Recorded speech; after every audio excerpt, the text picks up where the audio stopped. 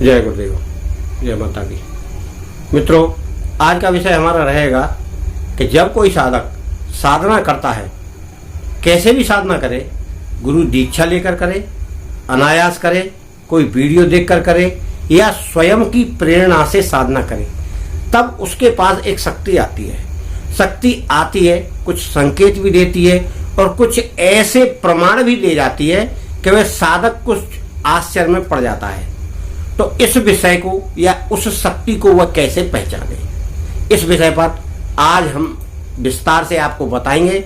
बहुत सारे लोगों के प्रश्न आते हैं कि महाराज जी, आज भी एक व्यक्ति का फोन आया था कि महाराज जी, मैंने अपने अनुभव यानी चमत्कार बता दिए किसी को। गायत्री साधक ही था वैसे वो, अभी उससे पूरी तो बात नहीं हो पाई, उसको कल का समय दे दिया मैंने, क्योंकि जब कोई व्यक्ति 8 बजे फ़ोन करता है तो मैं फिर उससे कल का समय दे देता हूँ। मित्रों, फ़ोन इतने आते हैं, कुछ मैसेज आते हैं, और चाहे जब लोग मैसेज करते हैं और फ़ोन करते हैं, कृपया आप ऐसा ना करें, समय देखकर करें। 12 बजे करें, 6 बजे करें या फिर सवेरे 9 बजे कर सकते हैं, एमरजेंसी है तो। और वैसे तो हम व्हाट्सएप पे ज़्यादातर लोगों के उत्तर दे देते हैं। मित्रों, तो ये आज हमारा विषय है कि कई लोगों को अचानक शक्तियाँ प्राप्त हो जाती हैं। वो होती क्यों हैं कि जब कोई व्यक्ति सरल भाव में साधना करने बैठ जाता है, प्रभु का स्मरण करके कि प्रभु इतने आसानी से मिल जाते हैं, तो उसका मनोभाव और ध्यान उस प्रभु की मूर्ति में, XYZ कोई भी प्रभु हो चाहे, उसकी मूर्ति में ऐसा समाहित हो जाता है कि मैं और वो एक ही चीज है। इसके अलावा उन्हें उस दुनिया में कुछ नहीं दिखाई देता हो, चाहे राम जी की हो, चाहे कृष्ण जी की हो, चाहे हनुमान जी की हो, चाहे गायत्री की हो, चाहे शंकर जी की हो। उसमें ऐसा उसको लगने लगता है कि यही मेरे इष्ट है और यही मुझे शक्ति प्रदान कर सकते हैं और सारी समस्याओं का हल इनके पास। तब उस विषय को करके वह साधना में लीन हो जाता है। तो कुछ दिन, महीने 2 महीने बाद, बहुत जल्दी हो जाता है, महीने 2 महीने में उसको अनुभव आने लगते हैं, चमत्कार होने लगते हैं। वो कुछ बोल देता है, वो हो जाता है। जो हो रहा है उससे पहले उसकी समझ में आ जाता है कि ऐसा होने वाला है। और फिर कभी कभी उसको कुछ सपने ऐसे आते हैं कि आज मुझे भगवान मिल गए और भगवान ने ऐसा बोला, और वो उसको साक्षात होने लगता है। तो ये शक्तियां अपना प्रभाव कब दिखाती हैं? जब वह साधक उनके प्रति समर्पित हो जाता है, यानी तन मन धन से ऐसा समर्पित हो जाता है कि आपके सिवा इस दुनिया में मेरा कोई नहीं है। मित्रों, ऐसा बहुत लोगों के साथ होता है और बहुत लोगों ने इस अनुभव को समझा नहीं, क्योंकि उन्हें एक तो गुरु नहीं बनाया, दूसरा कोई मार्गदर्शक नहीं है।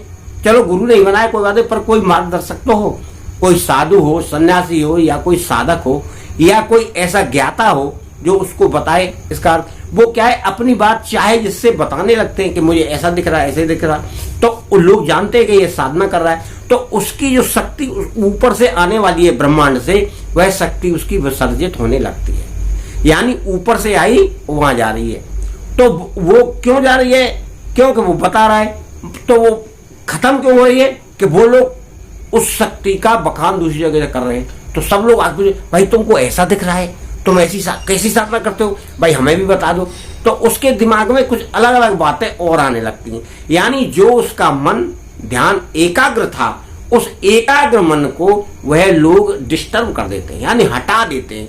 तो उसकी बुद्धि भी फिर उन लोगों में, जो उससे पूछते हैं, उन लोगों में जाने लगती है और वह अपनी साधना से थोड़ा थोड़ा विचलित सा होने लगता है। क्योंकि जब साधना करता है तो उन लोगों का ख्याल उसके बीच में आना शुरू हो जाता है कि अरे रामलाल ने मुझे यह पूछा था, श्यामलाल ने मुझे यह पूछा था।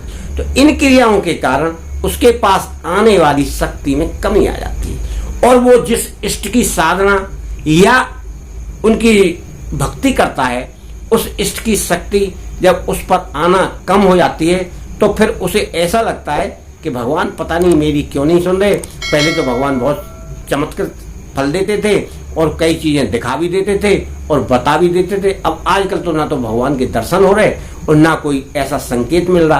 तो उस बात को लेकर वह साधक जो उसकी साधना कर बड़ा चिंतित सा होने लगता है कि वो शक्ति अब कहाँ चली गई। जब वो फिर और करता है, महीना 15 दिन 20 दिन और करता है, फिर उसको कुछ भी एहसास नहीं होता, तो वो कहता है पता नहीं क्यों होता। फिर क्या करता है, वो किसी जानकार व्यक्ति को यह अपनी बात बताता है। मेरे पास तो कई लोगों के पहले भी आए थे वो, और लोगों को भी उनकी बात बताते थे। गायत्री साधक ही थे, खैर वो एक इधर एटा साइड के थे, उन्होंने बताया था। तो हमने कहा भाई आपने उस शक्ति का बखान ऐसा कर दिया वाहवाही लूटने के लिए। यानी जो व्यक्ति अपना नाम कमाने के लिए अपना स्वयं प्रचार करने लग जाए कि मुझे ऐसा दिखा ऐसा दिखा ऐसा दिखा, तो उसको एक भ्रम हो जाता है, अहंकार हो जाता है। उस अहंकार के कारण वह शक्ति धीरे धीरे प्रस्थान करना शुरू हो जाती है और वह व्यक्ति अपनी साधना में कमी करने लगता है। उसको थोड़ा सा ये होता है क्या, अरे भगत जी राम राम, अरे संत जी राम राम, अरे भाई तुम तो बहुत साधक हो, इस प्रकार का उसे गुमान होने लगता है। वह आपकी शक्ति को घटाने वाले शब्द हैं जो आपकी बड़ाई कर रहे हैं। संत की बड़ाई जो करे वो उसको कुएं में ढकेलेगा। संत की बड़ाई क्यों करे भाई? संत तो स्वयं ही दूर रहता है इनसे, अच्छाई से, बुराई से और ऐसे कर्मों से जो उसे प्रभावित करते हो, तभी तो वो संत है। नहीं तो जब वो इन चीजों को स्वीकार करने लग जाता है तो जो ईश्वर की शक्ति आती है वह उससे दूर जाने लगती है। तो मेरे प्यारे मित्रों, आप भी कोई साधना करें तो अपनी साधना को गुप्त करते हुए करें। आपको जो शक्ति प्राप्त होगी जिस भी इष्ट की, वह शक्ति आपके पास अवश्य संकेत भेजेगी और वह संकेत आपके हित के लिए, आपके परिवार के हित के लिए और लोक कल्याण के हित के लिए होंगे। आप उन संकेतों का अर्थ लगाकर या अपने गुरु से पूछकर या मार्गदर्शक से पूछकर लोगों को बता सकते हैं भाई कुछ ऐसा हो सकता है।